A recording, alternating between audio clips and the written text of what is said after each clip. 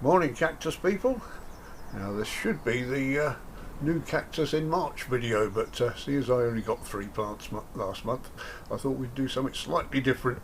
So what we're looking at here is first an agave, which I won in the raffle on Saturday. I'm very pleased with it. It's the label says Agave Stricta Compacta Nana, which I haven't even looked this one up yet, so I've no idea about it. But the date on the back, I believe, was 23. Yeah, it's May 1923, 2023, and lost 100 years there, didn't I? So it's not grown that much in that time, and I don't want it to be huge because these are very sharp spines, and it's decorative, but I don't want it to take over the cactus house. So what we'll do, we'll just pop that on as normal, and next to it we've got a cactus, which is the Agave Cactus, the Luxemburgia Principis. Now, you've seen me doing videos of these before, I know. It's one of my favourites, and what I thought I'd put the two together so you can compare. You can see why it's called the Agave Cactus, can't you? Now these need a special watering regime. They don't like sitting in water at all, so we'll come to that in a minute. I got this one from Dr. Richard Rolfe, which I did ask him. I said, have you got any relatives further up north? And he wasn't sure, so I'm not sure if he's a relative of yours, Diana, or not, so that one's still unknown, but I thought I'd ask him. He came down from the Chelmsford branch and gave us a lovely talk on his trip to Argentina, which was fantastic. But I bought this off him, had a nice chat with him. He grows just in perlite. There's no compost in that, so that's something that he likes doing. I want mine to get a bit bigger, so I'm going to put a bit of compost and a bit of feed in that, so we'll come to that in a minute as well. So that will be repotted today. Now the main thing I said about Luxemburgia is that they like a lot of drainage, so we're going to put a good amount of crocks in the bottom, so there's no chance of the roots clogging up the hole in the bottom of the pot, because that's very important. I've just lost a bonsai tree because its own roots clogged up the holes in the bottom of the pot, and I didn't know about it, and it actually drowned the tree, which is a bit of a shame.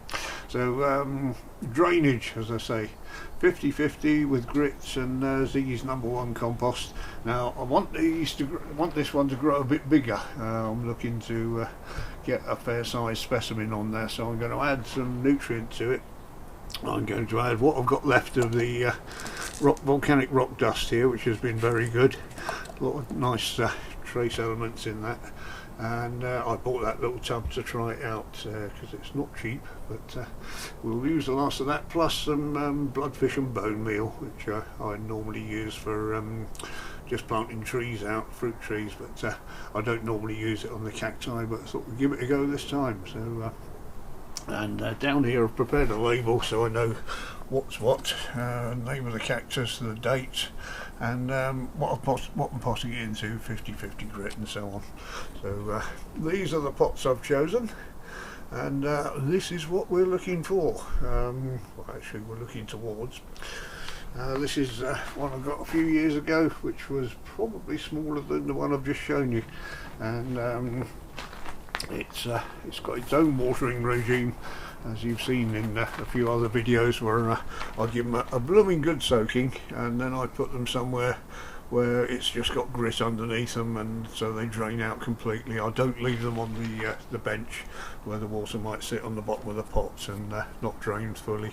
So these get left till the next day until they've dried out thoroughly. I don't water them if it's been cloudy all week. If the compost is still wet, then leave it another week, and obviously they don't get watered in the winter either. So, but that's looking quite healthy. What happens if you give them too much, water them, and it doesn't drain properly? The tips tend to die off and go brown. You can see at the bottom here, where the tips there have died back.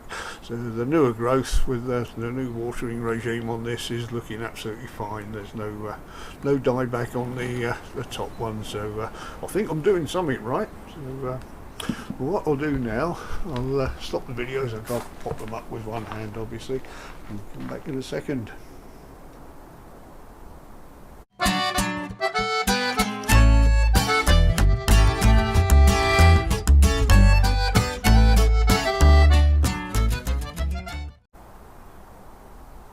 And there we are, all done.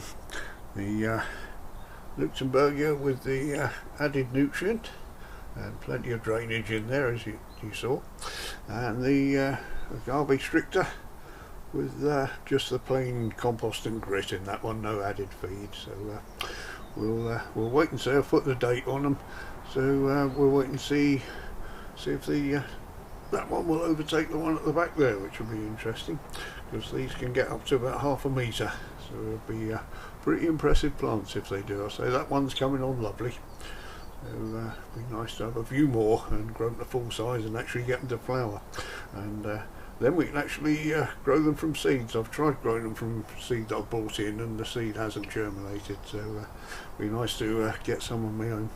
And in case you're wondering what the third plant I got was, it was this one that Groomer is looking at over the back there. What you got there then, Groomer? Well, I've got an Apuntia imbricata. Oh yeah, where's that come from? Well, it comes from southern American states and central Mexico. Grows about 3 meters tall and has yellow and sometimes pinkish flowers. Alright, thank you very much, Mr. Grump. We'll see you in the next video. Not if I see you first.